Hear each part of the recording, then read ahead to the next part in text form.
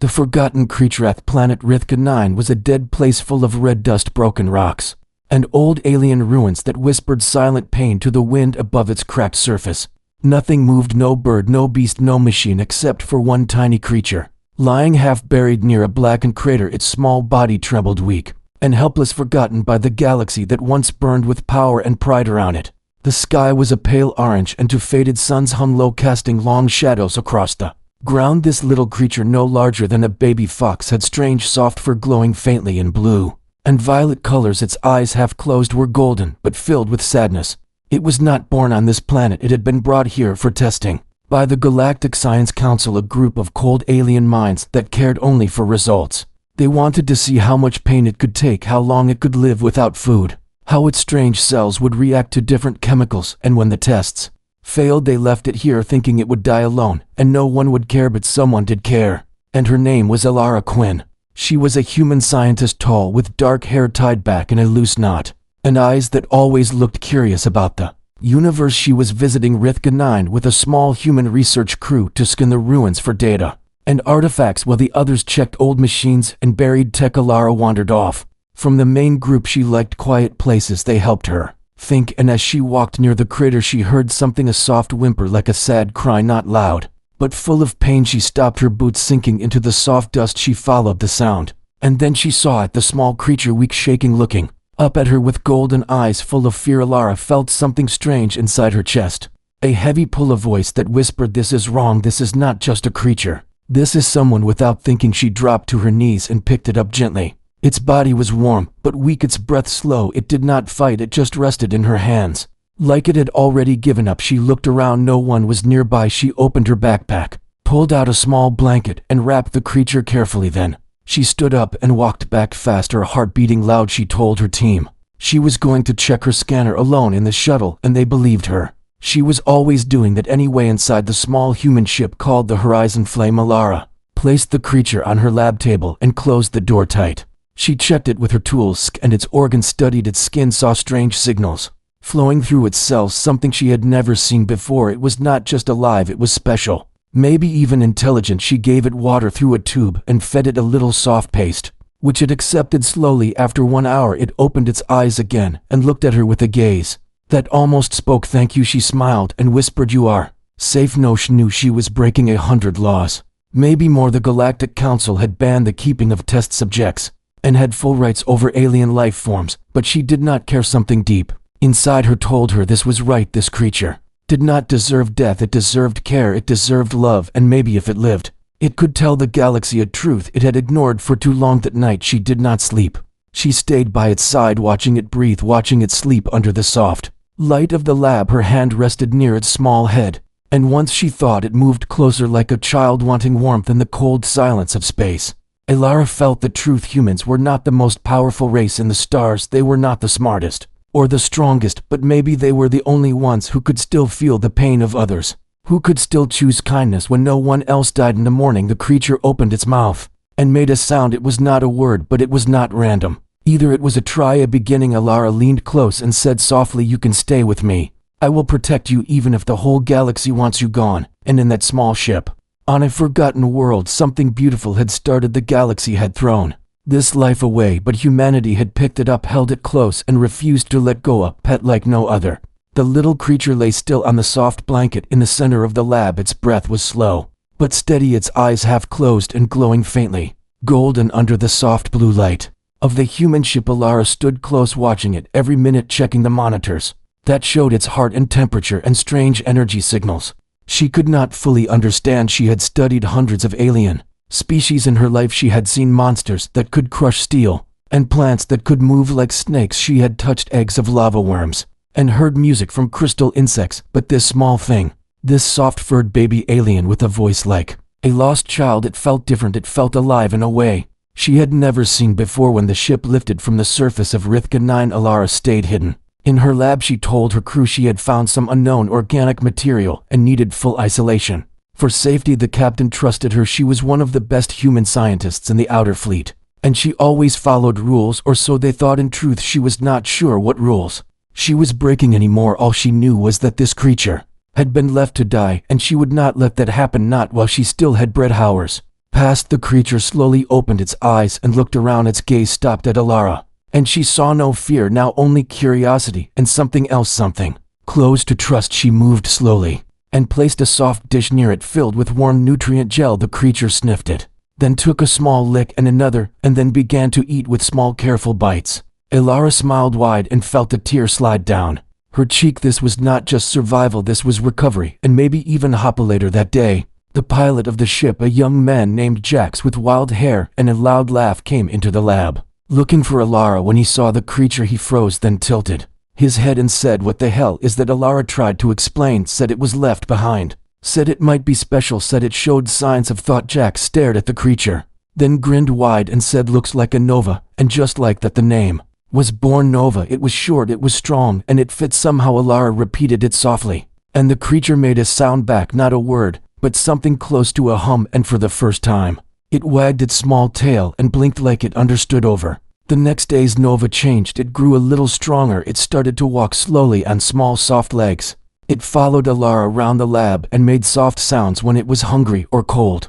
It responded to music. It reacted to lights and colors. It liked to curl up near warm spots and would sleep beside Alara's chair, sometimes resting its head on her boot like a loyal pup. And yet there was something more than instinct. It watched screens and would press its small paw against moving pictures. It showed interest in human speech, sometimes tilting its head when Alara talked, as if trying to understand not just the sound, but the meaning. Jax brought a small toy from the rec room, a bouncing ball that glowed and played music when touched. Nova watched it for a moment, then pushed it with its paw. The ball rolled, bounced, and played a soft tune. Nova jumped back, then jumped again, then chased it around the room, its eyes wide, its body alive with joy. Jax laughed loud and said, "I told you, Alara.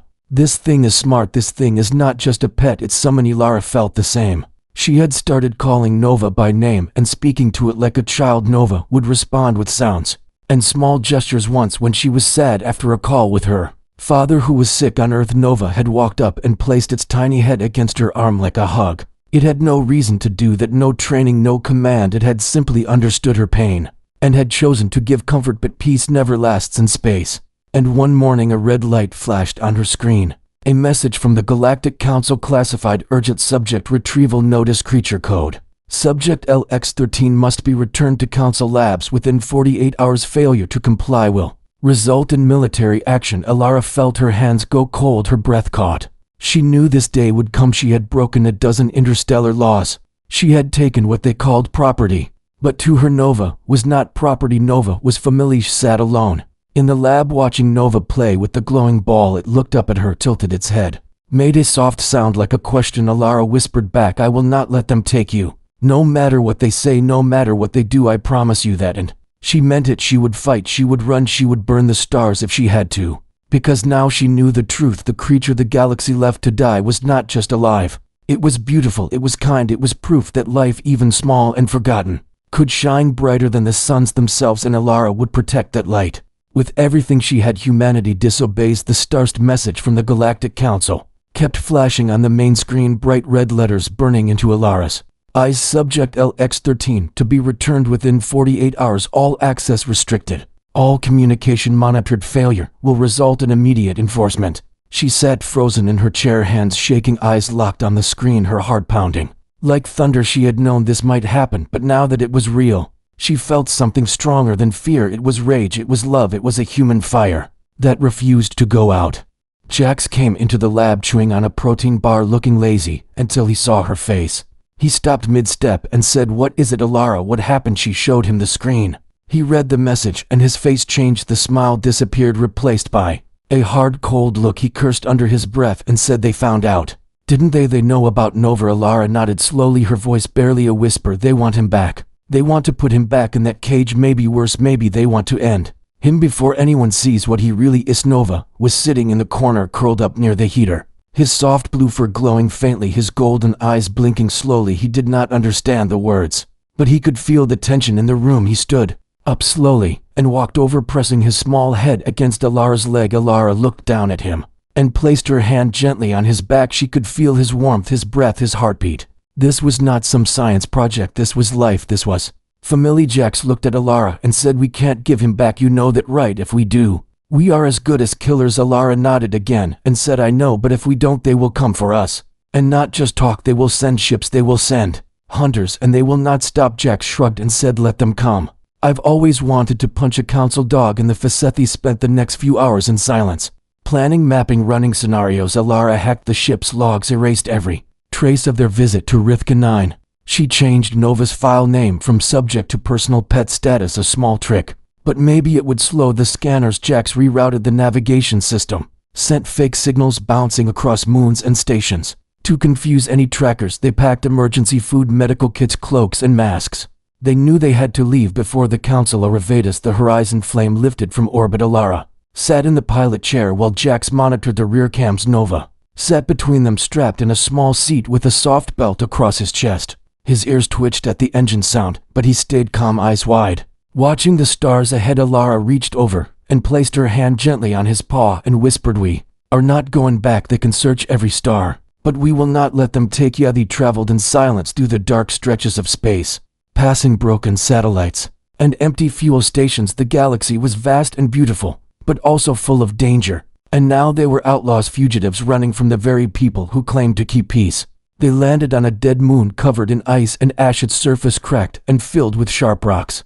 It was not a place anyone visited anymore, too cold, too far, too forgotten, and that made it perfect. They set up a small shelter inside a deep cave, their ship hidden under a camouflage net. Jax created heat using a fusion core, while Alara built a small lab with what tools she had. Nova explored the cave, carefully sniffing the air, touching the walls, watching the tiny frozen bugs that lived inside the cracks. He seemed curious, but calm, and always stayed close to Alara, like he knew this was not a Gamian. The third night, disaster struck. While Alara was checking the fusion core, something jumped from the shadows, a parasite creature with long claws and sharp teeth. It hissed and lunged at her, biting deep into her shoulder. She screamed, falling back, blood running down her arm. The creature hissed again, ready to attack, but before it could leap, something flashed in the corner of her eye. Nova had jumped between them, growling a sound no one had heard from him before. His fur rose, his eyes burned bright gold, and in one fast move he slammed into the parasite and bit deep into its neck. The creature screamed and twisted,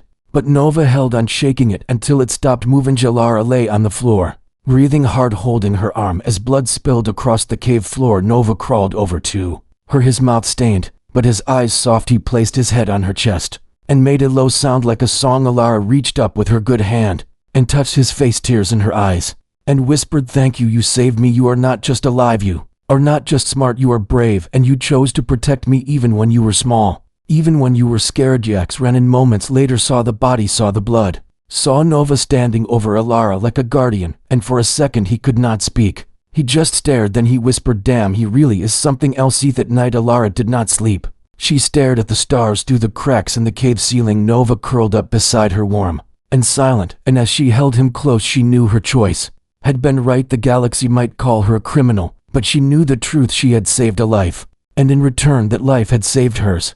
And that was something no law, no council, no alien order could erase. Hunted across the stars, days on the cold moon passed in silence, broken only by the hum of machines and the soft steps of Nova moving through the cave. Alara's shoulder had healed slowly, but the scar remained, a reminder of what they had already survived. Nova stayed close to her, always alert, always watching the shadows, his golden eyes sharp as if waiting for the next danger. Jax repaired the ship in secret, patching its damaged wing and updating the signal blockers. Every morning he checked the long-range scanners. Every evening he wiped the traces of their heat signature, but in the end it was not enough, because someone had already seen them. It started with a silent ping from deep space, a code unknown, encrypted and bouncing across 12 systems. Alara opened it in the ship's dark room, a single message, no sender, no name, just 2 words: "We know." The lights flickered, the engines groaned, and Jax whispered, "They found us." She turned to Nova, who had curled up on the warm floor. His ears twitched, his eyes opened. He had felt the fear before it was spoken. The Galactic Council had sent bounty hunters, not soldiers, not lawmen, but killers trained to move without sound, without mercy. They did not ask questions, they did not care why, they only followed orders, and they were already on the way. Alara packed what she could. Jax loaded the weapons, and Nova was fitted with a soft armor vest made from their own flight suits, small and light, but enough to give some protection. They lifted from the moon as fast as the engines, a loud engine screaming through the cold vacuum as the stars burned ahead.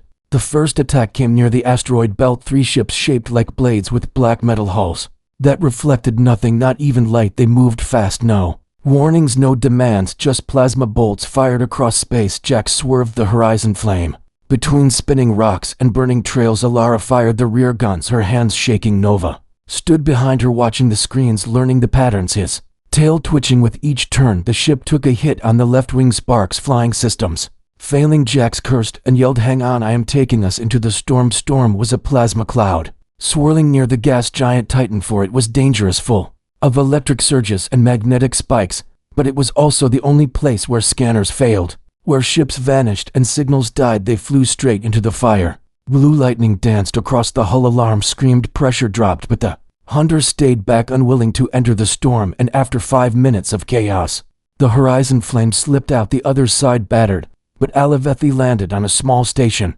hidden on the edge of human territory, a place called Dust Point, built into an old mining rock. Its halls were dark, its air tasted like rust, but it was home to outlaws and free thinkers and people who did not ask questions. Alara used fake names.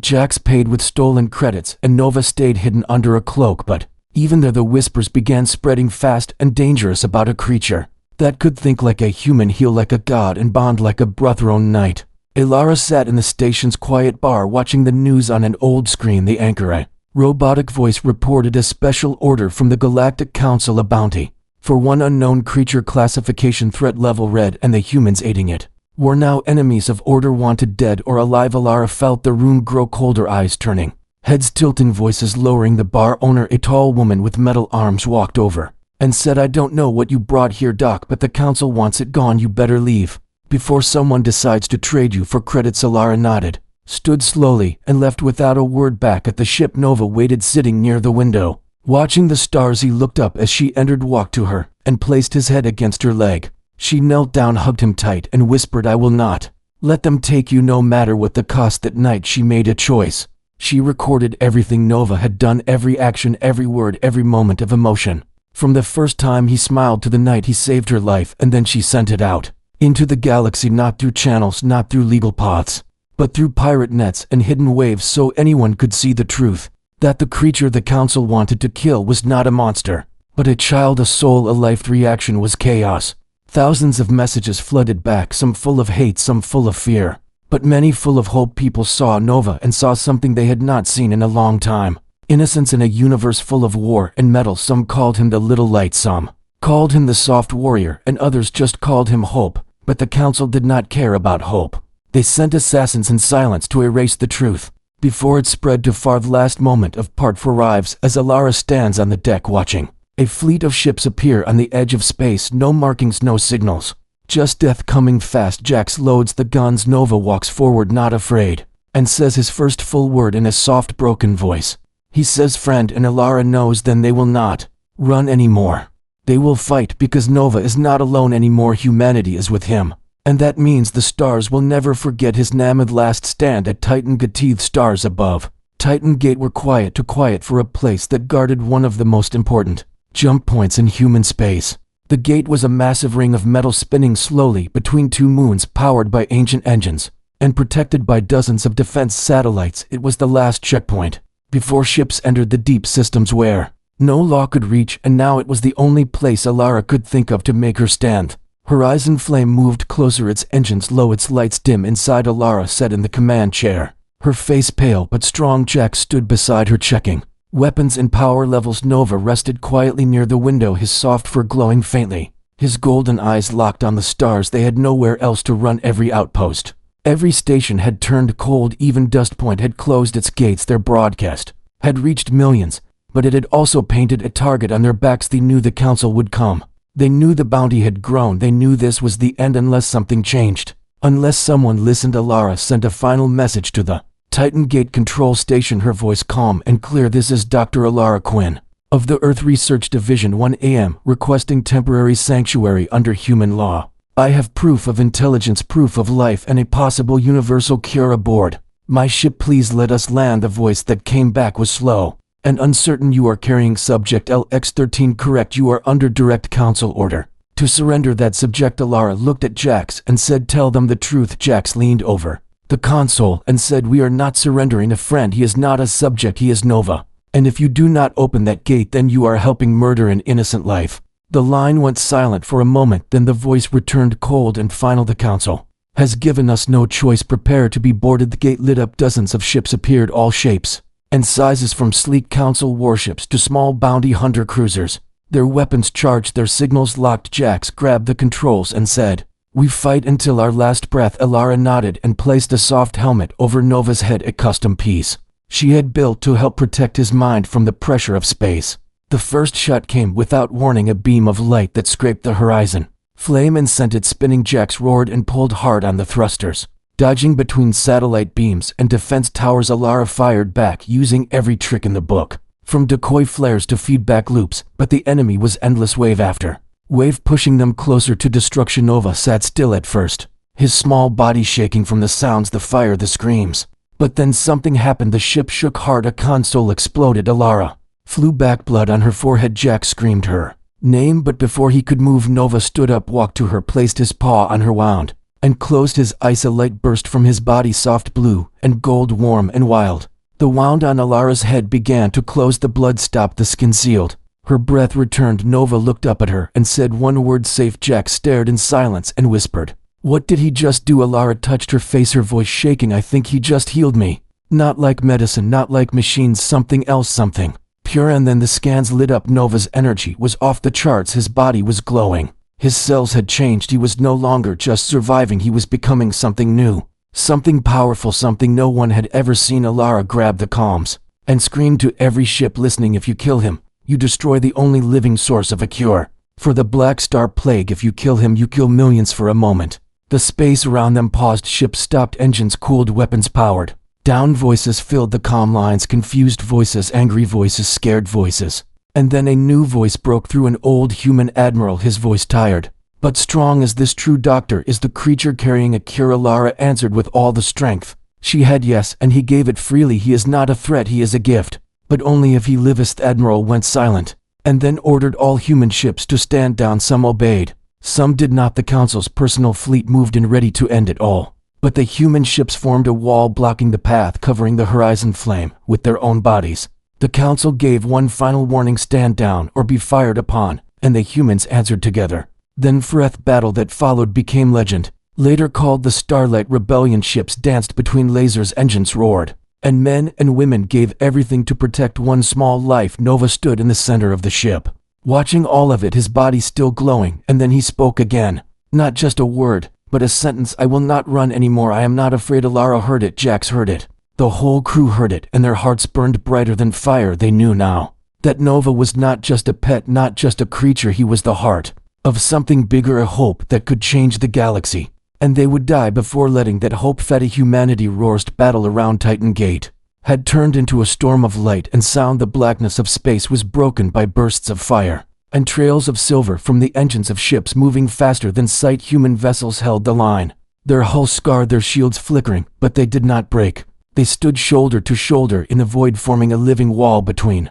the horizon flame and the council fleet. Alara could feel every vibration, every tremor through the deck plates. She sat in the command chair, her hands gripping the controls, as if she could hold the entire ship together with her own strength. Jax stood at her side, firing the rear turrets, his voice rough from shouting commands and warnings. Nova stood in the center of the deck, calm in the chaos, his small body glowing with soft blue and gold light. Each pulse of that glow seemed to steady the hearts of those around him. The crew stopped trembling. The panic faded, replaced by something else, something fierce. They believed in him, not because he was powerful, but because he was pure, because he had chosen to protect them, and that choice was worth more than any weapon. The council fleet broke through the first line, their flagship, a massive spear-shaped warship painted in black and silver, moved forward, its voice echoing across every channel. "Dr. Alara Quinn, surrender the subject immediately, or your ship will be destroyed. Your actions have been recorded. You will be charged with theft, biological contamination, and treason." Alara pressed the comm button,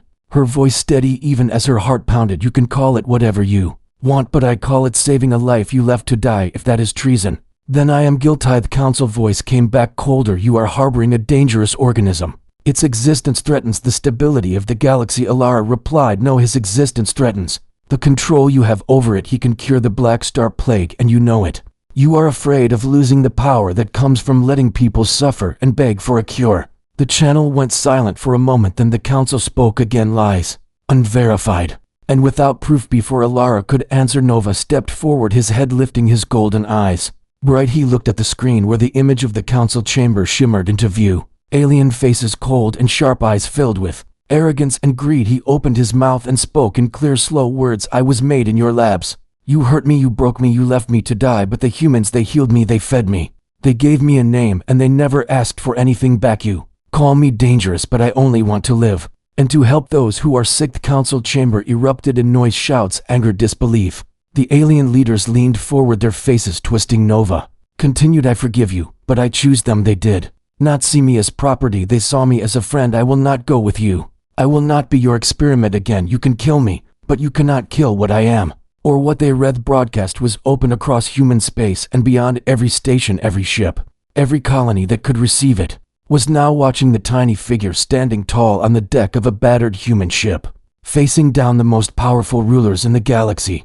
Messages began flooding the channels, people crying, people shouting, people swearing to stand with Nova. The truth could not be hidden anymore. The council's lies were falling apart, and Earth refugees from worlds touched by the Black Star Plague began gathering around medical stations, holding up signs demanding the cure. Scientists who had studied Nova's blood confirmed what Alara had said. The cure was real, and it was working slowly but surely. Patients were recovering. The disease that had taken millions was being pushed back, and every cure came from the small, glowing creature the council wanted dead. Human fleet received a direct order from their highest command: hold the line, protect the horizon flame at all costs. The admiral, who had spoken earlier, now gave his full support, his voice booming over the comms. We will not hand over hope, we will not trade life for fear. We are human, and we will stand. Council ships pressed harder, desperate to end the broadcast. But the humans fought back with everything they had. Ships rammed each other, beams cut through the dark, fire rolled across the black sky. Alara worked the controls with fierce focus. Jack shouted out targets. Nova moved from station to station, touching wounded crew members, his glow healing their burns and closing their wounds. One by one, the more he gave, the weaker he became. But he did not stop. Then something changed. The alien ships began to pull back one by one, their formations breaking their fire. Slowing. The council flagship remained, but its hull was scarred, its shields failing. They had lost the fight to take Nova, and they knew it. But they had not lost their pride. Their voice came over the comms one last time. This is not over, humans. You have made an enemy that will not rest. Alara answered without hesitation. Then come for us and see what humanity does when it protects its own enemy. Withdrew. The human fleet held its position. Around the horizon flame. Cheers filled the comm lines. Relief mixed with exhaustion, but the war was not over. Alara knew the council would try again. They would twist the truth. They would send assassin spies and weapons. She turned to Nova, who now sat quietly on the deck, his glow dim, his small chest rising and falling in tired breaths. She knelt down and whispered, you saved them all. And he answered in a soft voice, we saved them together. Own small life. One giant Hopethi space round Titan Gate was quiet now, the smoke from battle drifting into the endless black. The human fleet still stood in formation, scarred and battered, but unbroken. The horizon flame floated in the center, her engines silent, her hull marked with burns and holes, yet still alive inside. Alara sat on the deck beside Nova, who was resting with his head on her leg, his breathing slow, his glow faint but warm. Jack stood at the control panel, running soft scans, making sure no enemy ship lingered in the shadows. They had survived, but survival was not the end, it was only the beginning. Across the galaxy, the broadcast of Nova's words had spread faster than any order the council had ever sent. It had reached miners on lonely asteroids, traders on forgotten stations, soldiers on distant warfronts. It had reached people who had never heard of Rithka 9 or the Black Star Plague, and it had reached those who had suffered under both. The cure had already begun its journey, carried by human medical ships, escorted by fleets that now flew under a new order: protect Nova's gift at all costs. The council had tried to call it a lie, but the evidence was too strong. Sick children had risen from their beds. Old wounds had healed, and entire hospitals had reported recovery rates that had been impossible only days before. Humanity was no longer divided. Some had doubted Alara's choice in the beginning, but now they saw the truth, not just in Nova's healing, but in the way he had stood before the galaxy, unafraid to speak in a voice that shook the most powerful rulers in the stars. Protests began outside council halls, alien citizens and humans alike holding signs demanding the end of the subject program. demanding the destruction of the laws that allowed living beings to be treated as property. The pressure grew with each passing day until the council could no longer hide behind their walls. A meeting was called, one unlike any before it. Every major race, every colony, every power was invited to attend the Galactic Forum. It was to be held on neutral ground on the station called Unity Spire, a vast tower of silver and glass that floated above the blue seas of a peaceful world. Alara, Jax, and Nova were invited not as criminals but as witnesses, as voices that would decide the shape of the future. The Horizon Flame made the journey, escorted by a guard of human ships and even a few alien allies who had once been enemies, but now saw the value in what Nova represented. When they entered the grand chamber of the forum, thousands of eyes turned to them. Alara walked tall, her head high. Jax followed with a protective hand near his weapon just in case, and Nova walked between them, without fear, his golden eyes meeting every stare. The council members sat at the high table, their faces hard but their voices quiet. The head speaker called the meeting to order and gave Alara the floor. She spoke with calm fire, telling the full story, from the day she found Nova on Rithka 9 to the moment he spoke his first word. She told them about the bounty hunters, the battles, the healing, and the choice to fight instead of surrender. Then Nova stepped forward and spoke again, his voice soft but carrying through the chamber. I am not a weapon, I am not property, I am a living being like all of you. I did not choose to be made, I did not choose the pain you gave me, but I choose now to forgive and to help those who are sick. I do not ask for power or wealth, I ask only that no one ever be treated as I was treated. The chamber was silent for a long moment, then voices began to rise, some in support, some in doubt, but the tide had turned. The truth was too clear, too bright to ignore. When the votes were finally cast, the decision was made. The subject program was ended forever. A new law was passed that no intelligent life form could be used for experiments or harm without its consent,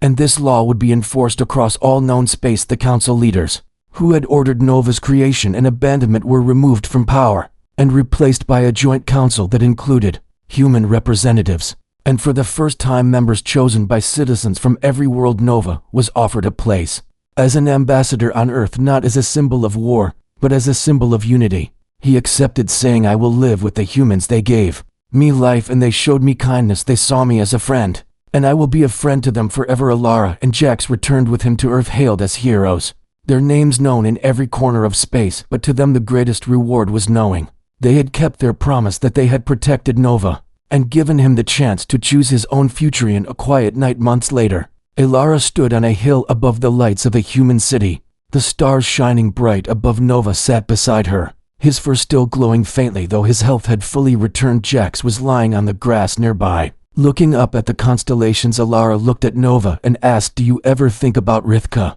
9? Nova nodded slowly and said, I remember the cold and the pain, but I remember more the hands that lifted me and the voice that said I was safe. Alara smiled and said, you were always more than they knew. And Nova looked up at the stars and answered, and so our youth. Galaxy was far from perfect. There were still dangers, still wars, still greed, but something had changed in the hearts of millions, because they had seen one small life stand against the darkness, and they had seen humanity refuse to let that light go out, and that change would grow across the years like a seed planted in every world, a reminder that kindness was the strongest power of Allant. So the story of the alien pet left to die became the story of the friend who lived, the story of the cure that saved worlds, and the story of how humanity proved to the stars that even in the coldest reaches of space, they could love the broken and fight for the forgotten, and that was something no council, no empire, no force could ever take away. The sun was setting over the horizon of Earth, painting the sky in shades of gold and deep red. The air was calm,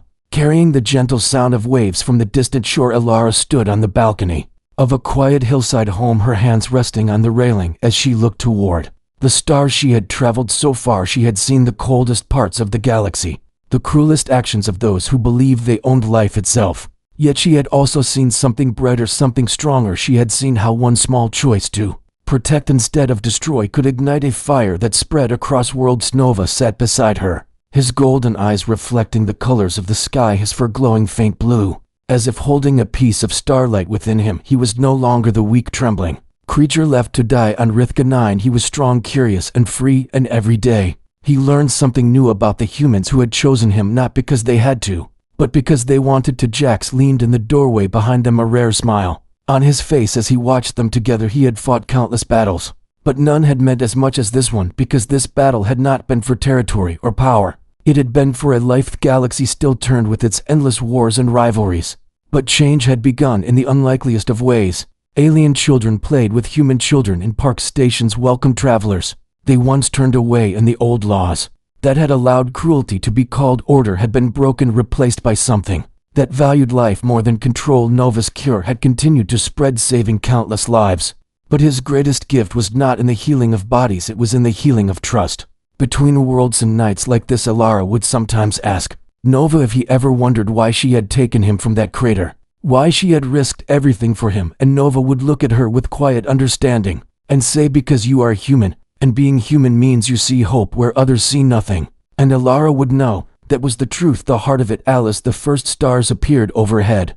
Nova rose to his feet and stepped closer to the edge of the balcony, looking out into the deepening night, his voice calm and steady. I was small and forgotten, and you chose to lift me. You gave me a name, you gave me a life. And now I will spend it giving back to the worlds that once turned away from me, for I am not a test.